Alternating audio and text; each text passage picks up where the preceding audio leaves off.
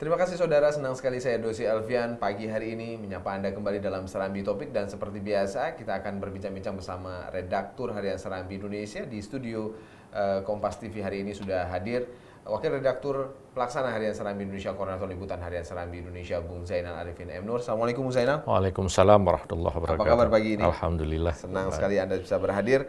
Harian Serambi Indonesia hadir dengan begitu banyak informasi-informasi. Apa saja yang mewarnai pagi hingga sore nanti di Harian Serambi Indonesia para pembacanya, Bung Zainal? Ya, Bung Dosi ya, kemarin ada beberapa peristiwa yang terjadi mulai dari Gempang dilaporkan ada kembali yang meninggal di lokasi tambang emas ya, pertambangan emas. Kemudian juga ada pernyataan Kapolda terhadap pelaku penembakan di Kecamatan Sakti ya terhadap Ibrahim di Cot Cantik. Kemudian juga kemarin juga ada deklarasi calon gubernur Aceh dari Partai Aceh bersama calon wali kota dan juga calon bupati Aceh Utara, jadi wali kota Luk Sumawe. Jadi ada 3 pasangan yang dideklarasikan di Samtalera Bayu kemarin. Kabarnya di cukup Aceh Utara. ramai mengumpulkan Itu orang juga cukup ya? ramai mengumpulkan orang, Bung Dosi. Sampai macet juga ya, ada kemudian dimeriahkan oleh artis-artis juga. Bung Dosi itu. Terkait ini menarik juga nih, salah satunya adalah terkait dengan penambang yang tewas di Gempang, dan ini sudah cukup lama juga. Setelah beberapa waktu yang lalu juga pernyataan dari gubernur menyatakan bahwa sudah diterbitkan moratorium terkait dengan hal ini. Tiba-tiba kita mendapatkan informasi bahwa penambangan masih terjadi dan bahkan menelan korban kembali. Apa dan bagaimana informasi ini sebenarnya? Singkat Ya saja. Bung Desi ya,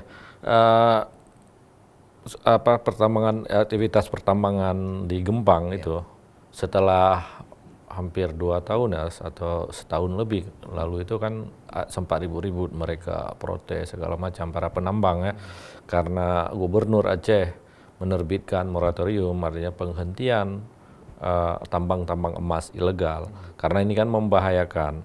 Dan itu terjadi ketika juga ada temuan kasus pemakaian merkuri secara sembarangan yang kemudian berimbas ke tempat-tempat lain, bahkan ke kabupaten lain ya.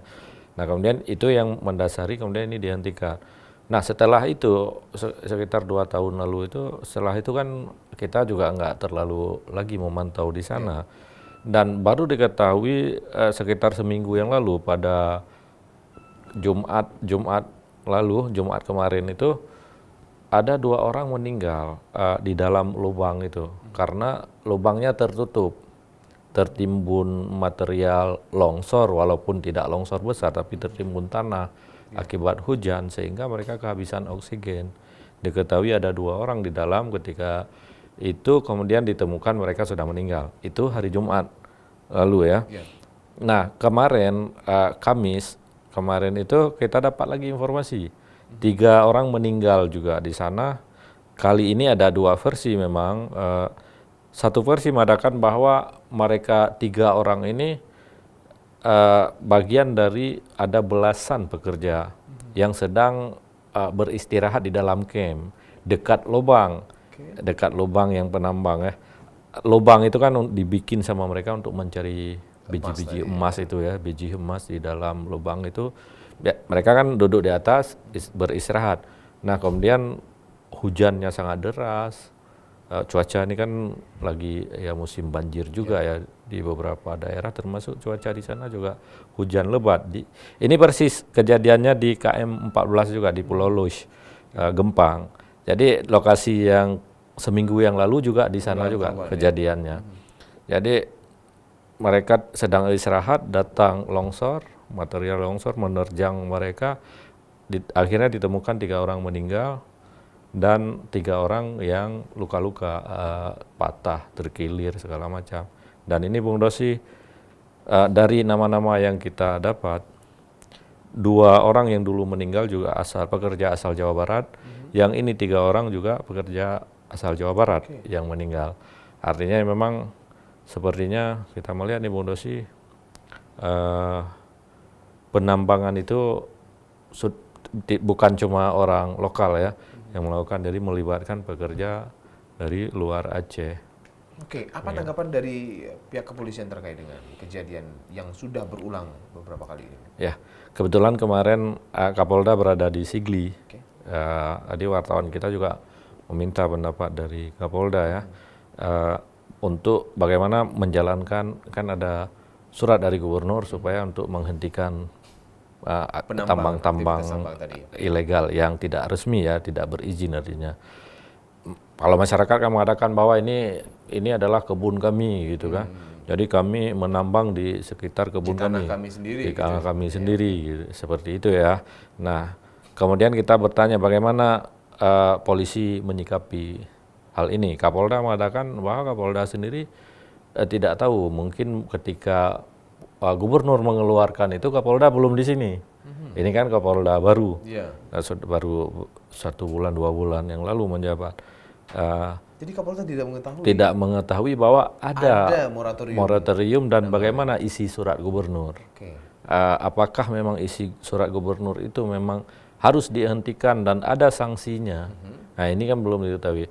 Nah, Kapolda dalam hal ini mengimbau kepada masyarakat untuk sementara ya. Tapi nanti Kapolda juga akan mengatakan bahwa ya akan menindaklanjuti kalau misalnya ada laporan yang membahayakan dan menimbulkan keresahan juga mungkin ya di sana, pasti akan dilihat lagi ini ya, akan ada tindak lanjut dari polisi. Tapi yang pasti Kapolda mengimbau supaya masyarakat yang mementingkan nyawa lah kan. Oke. Kalau misalnya ini berbahaya jangan dilakukan, apalagi sampai merugikan orang lain seperti tadi ada pemakaian merkuri secara sembarangan atau ada pembalakan ilegal untuk misalnya kan untuk mencari tambang atau bagaimana yang kemudian merugikan orang lain, bisa menimbulkan banjir atau bagaimana. Itu yang kemudian Kapolda memberikan imbauan-imbauan dulu. Bung Nasi, demikian. Oke, yang menarik juga di waktu yang gak banyak ini terkait dengan penembakan. Ada komentar juga dari pihak kepolisian terkait dengan penembakan yang kabarnya terjadi juga ada kaitannya dengan unsur politik di tahapan-tahapan pilkada yang terus berlanjut ini, Bung Zainal. Ya, Bung Nasi. Kemarin juga ya, karena kebetulan Kapolda juga berada di Sigli, wartawan kita sekalian juga menanyakan tentang kasus penembakan terhadap Ibrahim. Karena ini banyak disebut-sebut. Ada Pak Ibrahim ini, ada si tim sukses salah satu kandidat cagup atau kandidat calon bupati di sana di PD. Nah, karena ini terjadi dalam keadaan pilkada, lalu dia menimpa dia 2 kali. Pertama rumahnya yang ditembak itu menembus dinding rumahnya dari papan dan kena memang di bingkai foto dia. Anaknya ada di dalam rumah, tapi selamat, sedang menonton TV tapi memang selamat. Artinya setelah dilihat polisi ini memang peluru tajam, jadi tidak main-main ya. Kemudian seminggu kemudian, 8 hari kemudian, setelah penembakan rumahnya yang ditembak adalah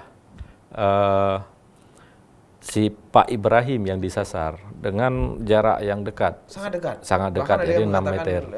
Ini adalah rekayasa. Rekayasa, karena dengan jarak 6 meter tapi tidak kena gitu kena, ya. Jadi dalam hal ini Kapolda memastikan bahwa ini tidak ada rekayasa dalam Tidak kasus rekayasa. ini. Tapi Dan apakah kemudian dia menyebutkan bahwa ada kaitannya dengan politik? Beliau Kapolda mengatakan bahwa ini tidak ada unsur politiknya. Ini adalah murni ada dendam pribadi. Tapi polisi mengatakan sudah mengantongi, sudah mengidentifikasi pelakunya.